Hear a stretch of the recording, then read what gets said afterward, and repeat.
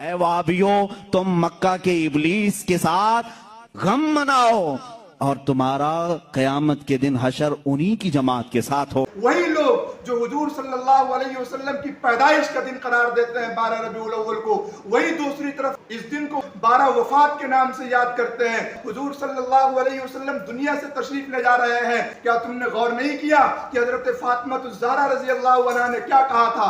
سبت علیہ مصائب لو انہا سبت علی الایام سن لیالیا۔ حضرت فاطمہ نے کہا تھا کہ میرے بابا کی دنیا سے جانے کے بعد مجھ پر اتنا غم کا پہاڑ ٹوٹا ہے اور مجھ پر اتنے غم آئے ہیں کہ اگر وہ غم دن پر ڈال دیے جاتے تو رات ہو جاتا، سورج کی روشنی تاریکی میں بدل جاتی اور دن کے اجالے رات کے اندھیروں میں تبدیل ہو جاتے۔